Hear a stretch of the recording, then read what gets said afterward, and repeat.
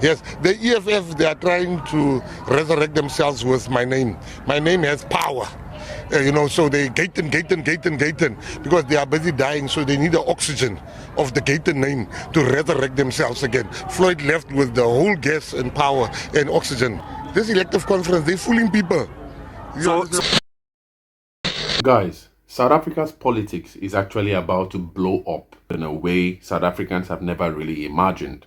We know that this Sunday, the EFF's elective conference just concluded, and it's been a lot to take in. I'm going to be making a series of videos on all that happened, but it's a lot of information. Just when South Africa thought probably the EFF would actually be crushed with the departure of Floyd Shivambu and many other major members to the MK party, it appears that the EFF actually still situates itself in the real core race for South Africa's presidency. And there's a report I found, a really intelligent report I found on Mail and The Guardian, that actually analyzes and actually almost corroborates what Helen Zille spoke about Paul Mashatile, vice president. I remember in my last video, I spoke about how in the interview between Helen Zille and Clement Manyatela, some videos will be coming around that. Helen Zille actually asserted that Paul Mashatile is actually, in favor of an MK, EFF, ANC coalition. And if at the elective conference of 2027, if President Ramaphosa is actually kicked out, as has been the tradition, just like Jacob Zuma was kicked out in 2018, bringing in Ramaphosa. If President Ramaphosa is kicked out in 2027 and Paul Mashatile becomes the president of, the ANC and then obviously South Africa in a GNU coalition, there might be a breakdown of the government of national unity as we see it today, and an eruption of a new coalition in the likes of the ANC, EFF, and MK. And this is what the EFF is actually, playing towards. This is actually something that EFF leader Julius Malema actually argues, because you see the Bella Bill is actually that powder keg, is actually that sort of like trigger that could actually escalate and cause the devolution of the government of national unity as we know it. So it's actually both a pro and a con for the DA, because if EFF leader argues that if President Ramaphosa doesn't implement clauses 4 and 5, which actually are a no-go area for the DA and many, supporters of Afrikanerdom, so to speak, and all in South Africa, then it will mean that in the 2027 elective conference of the ANC, President Ramaphosa might be kicked out by ANC leaders and replaced probably by a Paul Mashatile, who then favors an ANC, EFF, MK coalition. But if President Ramaphosa probably goes along with the obliteration of clauses 4 and 5, and suit the DA in terms of the DA's request for those clauses not to be implemented, that we might see a kind of arrangement for the DA party that would necessarily then result in massive contestation against the GNU, much more vociferous anti-GNU sentiments in parliament, and it's really difficult to imagine how that could play, because at the end of the day we see some teachers are actually clamoring for a strike if the clauses 4 and 5 are not implemented, and that could actually cause the whole country to go into chaos. And so President Ramaphosa is in a really difficult place right now as president, and also upcoming president of the G20 for 2025, where he would have to be actually ascertaining and actually setting the standard for the world to see South Africa as a global player and leader amidst this entire mess that seems to be brewing in the government of national unity. But amidst that anyway, McKenzie is hitting back at the EFF, arguing that the MPA, the elective conference, is actually a bamboozle, is actually a, sort of like a deceit to the people, and that, the EFF actually is trying to use his name to rebound back. Let's listen to how he describes this whole elective conference and the EFF in light of the emergence of the Patriotic Alliance as the fastest growing party right now in South Africa. And I'll be back for that analysis on this whole dynamics with the EFF MK ANC coalition in the effect of a Paul Mashatile presidency after the ANC 2027 elective conference in South Africa. On issues in your portfolio, in the week, you as the Action Minister made an advance of 5 million to pay the players. Have you followed the proper processes in terms of doing that? 100%. I always follow the proper processes. When you look at me, just know you talk to a man that follows the proper processes. You see, we must never punish players for the incompetence of officials. The sport of soccer is more important than the officials running it. These players have won, they have qualified, they've carried our flag. They've not been paid. What does that say about our country? So we are saying, let us pay the players and we will deal with the officials. I've given them deadlines, I've given them times, I've given them when they should report back, because I need to understand as the minister. And now I'm not interfering, I am saving, because I want to understand. People want things to happen on one day. So let's solve the problem. The problem is player salary, bonuses. You can't lose a coach like Hugo Bros. You can't lose a coach like Mkelele. But if you're not going to pay people, they're going to look for other jobs. So we have to rescue that situation first. And I'm not even, once I'm done with it, we are now dealing with SAFA. I've asked them pointed questions. Tell me, how come you find yourself in that situation? 1. 2, tell me to say, what is your turnaround strategy? And I'm going to institute a forensic investigation into the monies that we've given them. So nobody can say I'm interfering. Whatever they did was sponsors, that they can deal with the sponsors. But government has been giving them money. So I'm going to chase the money that we've given them and use that to forensically investigate them.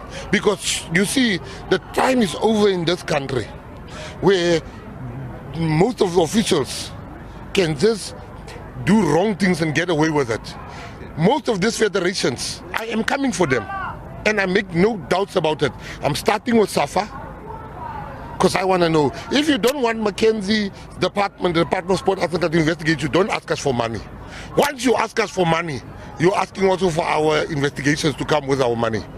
I like the point of ethical leadership that you want to instill in these federations, but at a personal level, the investigation on that international trip that you undertook, has that been finalized, and have you been able to clear that out, that you did actually follow the proper processes? There's 2 investigations that was launched. Parliament launched one, and the public protector by the EFF. The EFF complained by the public protector, and Parliament, they complained by Parliament. Parliament found me to have acted very within the boundaries of the law, number 1. I'm waiting for the public protector. She asked me 52 questions, I think. I've answered each and every one of them. My brother, I was a minister for a week. I'm being told I must go to the Olympics. I say I don't want to go to the Olympics because I've got lots to learn. But I'll attend the meetings that I had to attend. So I go to the meetings. I went, the first day of the Olympics, went to the opening. I came home. I'm the first Minister of Sport that didn't go to the Olympics. Number 1. Number 2, I then realized that I look at the money. I see they say ground transport. I'm like, what is this? And what have I done after that? They said, no, we pay for this. I don't even know who paid, how this thing was advertised. The people must answer. That's why I asked them to answer. What did I do? I went to Abu Dhabi after that. I rented a vehicle for 2,000 rands a day because I'm not going to pay that exorbitant amount. I respect that. Let's wait for the public protection, but I've already been cleared by Parliament. Yes, the EFF, they are trying to resurrect themselves with my name. My name has power. So they Gaten, because they are busy dying, so they need the oxygen of the Gaten name to resurrect themselves again. Floyd left with the whole gas and power and oxygen. Okay, talking about the EFF, they were holding their elective conference over the weekend. The Patriotic Alliance, when are you holding your conference? What conference should we hold? Election conference. The elective conference. In the parties differ. So there won't be one? We will never have elective conference in the Patriotic Alliance. Because you know what, let me tell you something. We appoint leaders. We look at people that got strength, and we look at their weaknesses, we look at what they can be, and we appoint. This elective conference, they're fooling people. So you're a president for life? No, my brother. I must work myself out of a job. I'm one of the few politicians that if I get reshuffled now, I will not have a problem. I go back to my businesses. I go back to my family businesses. So I'm not a career politician. I don't want to. I'm raising leaders. The two youngest parliamentarians came from our party. So I'm raising leaders. You think I want to be this forever? No, my brother, don't make that mistake. I don't want to be here for life. But the thing of conferences, that's how the enemies of our party infiltrate us. But us, we will appoint you, and we are unashamed about that. They love democracy. Democracy will say, no, we must follow democratic principles. But they already know who's going to win. They're already expelling the ones that they know can beat them. We don't expel nobody. We take the best of the best. All right, thank you so much, Gaten McKenzie. Brilliant, guys. So we'll just quickly go into the report. Very intelligent report. I really love it. It warps theory, politics, and international relations in one article. Brilliant. So it's an article on the Mail and Guardian. It actually says that Malema predicts that the ANC 2027 conference would elect a president who is anti-GNU, all right? And this article is written by Lunga Mzangwe. Really brilliant analysis. I loved it so much. So he said that the EFF leader, Julius Malema, says that his party will be ready to go into government once the ANC remove the Democratic Alliance, the DA, from the GNU, all right? So the EFF doesn't mind the presence of the Patriotic Alliance.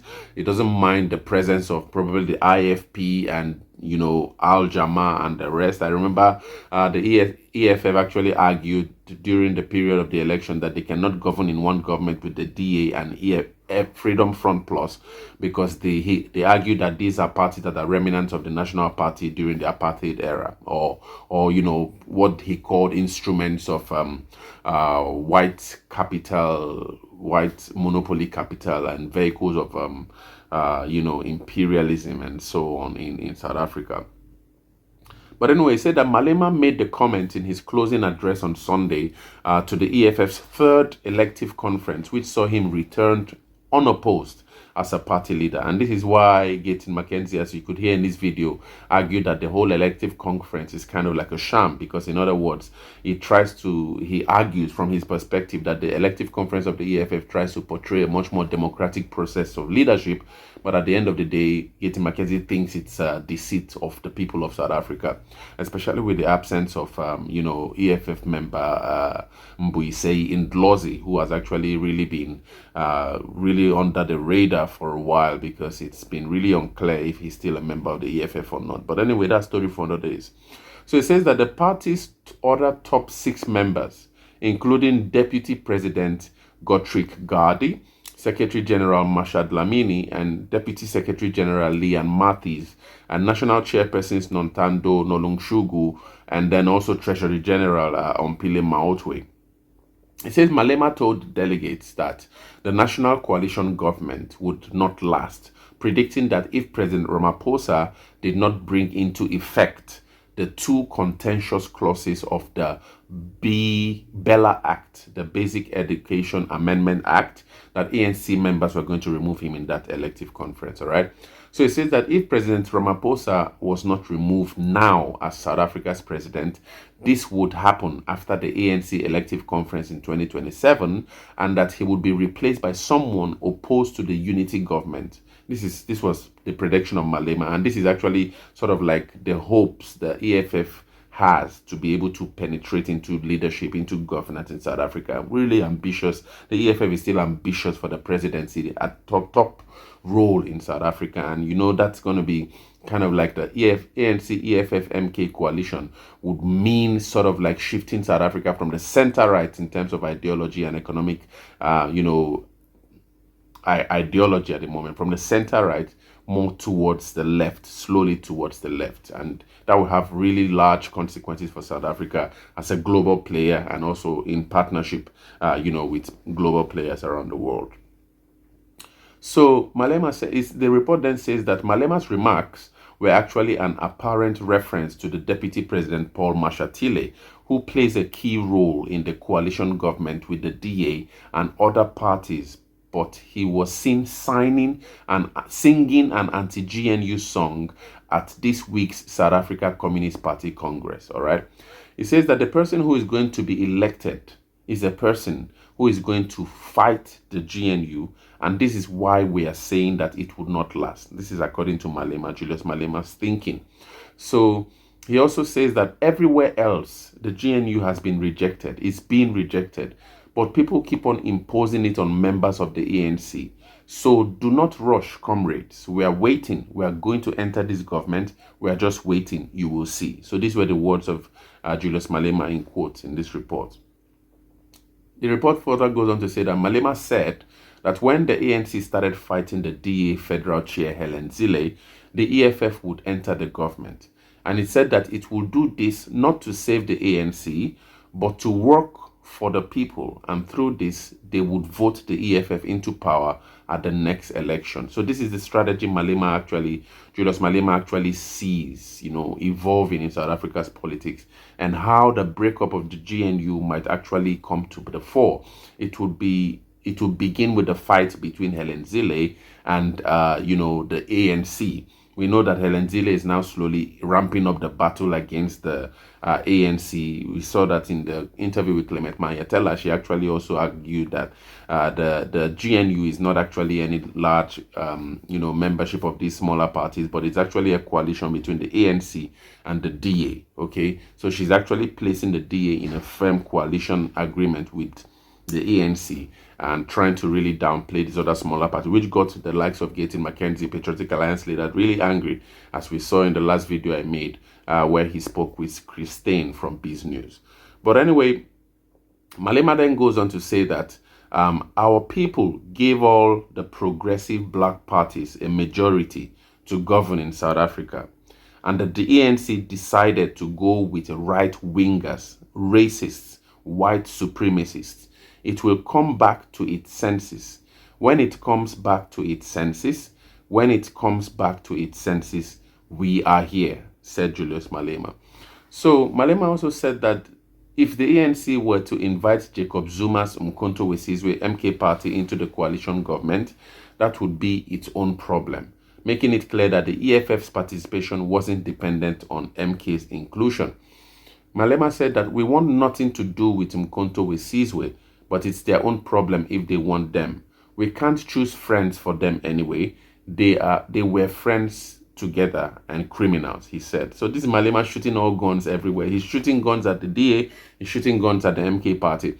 And if the ANC and the EFF and the MK party have to join in the coalition, it already spells a sort of internal division that would actually, circumvent around that whole coalition, because we know that the ANC is actually already within, it's actually having some kind of split hairs, because some members of the ANC seem to see themselves as allies of Jacob Zuma, and Jacob Zuma also still somehow sees himself as a member of the ANC, and there's an internal clash with Jacob Zuma actually arguing that this ANC is not the ANC, but it's the ANC of Ramaphosa.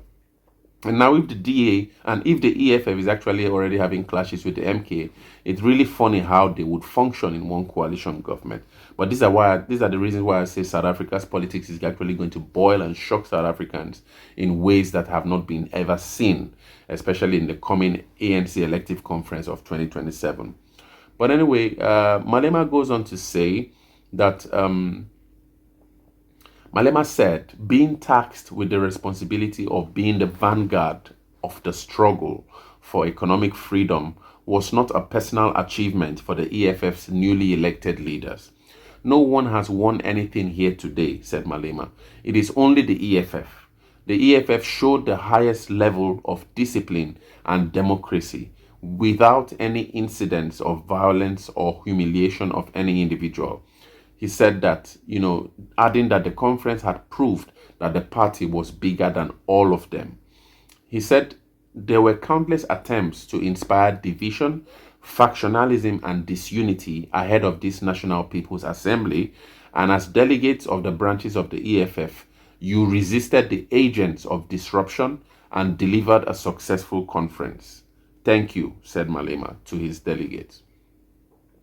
So the report then goes on to say that, Malema also said that many members of the EFF Central Command team were also elected on Saturday, and that they will be leading the national level they'll be leading at the national level for the first time.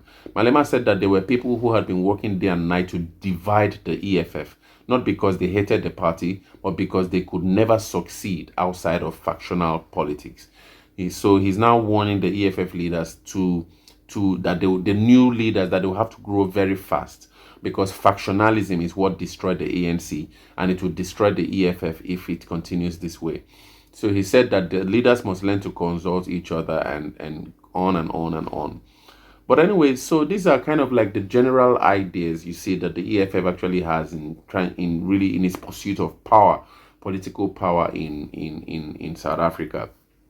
And it's dependent on the boiling of the GNU. And this is why it now makes sense why McKenzie actually seems to keep on being vociferous in his fight for the GNU, in that it appears that he's able to discern that a certain breakup of the GNU would actually open the door to, a certain form of ANC, EFF, MK coalition, which could kick the Patriotic Alliance to the back seat of power, because now that it appears to be one of the fastest growing parties in South Africa, except as he speaks about that in 2029, McKenzie would contest independently for the presidency of South Africa, and it would really, kind of like rattle how it would be, because I don't know how it would really be a tricky one anyway. But one problem I also still see is that, with the clash the EFF seems to have with MK, a bitter opposition that many members of the EFF have actually moved to the MK party, and EFF leader accusing MK of, taking most of its leaders and all that. It appears really tricky how they would function if they operate in one coalition government to lead the really diverse people of South Africa into the future, and what kind of future that would be. So these are kind of like some of the tricky parts of the whole divide I see, and also how probably that coalition between the ANC, EFF, and MK, shifting the economic ideology and economic system of South Africa slightly towards the left, could actually inspire what many have called a capital flight, but then a replacement by Chinese and Russian and Eastern investment, and how South Africa could actually, it's for me really interesting to really see the possibilities that how South Africa could then be transformed or transcend in this new kind of arrangement. But anyway, these are kind of like the things about politics, and we'll keep on watching and understanding and analyzing to help you understand, how to really prepare for the future of South Africa and where to place yourself amidst the whole problems of 33.3% unemployment rate, up to 82 murders a day, and and all the problems of gender-based violence South Africa is actually plagued with today. But anyway, I don't know, what do you guys think about this speech by McKenzie and the analysis, Julius Malema's thoughts on the future of the EFF and DA in the government of national unity, and also the ANC as well? Share your thoughts in the comments.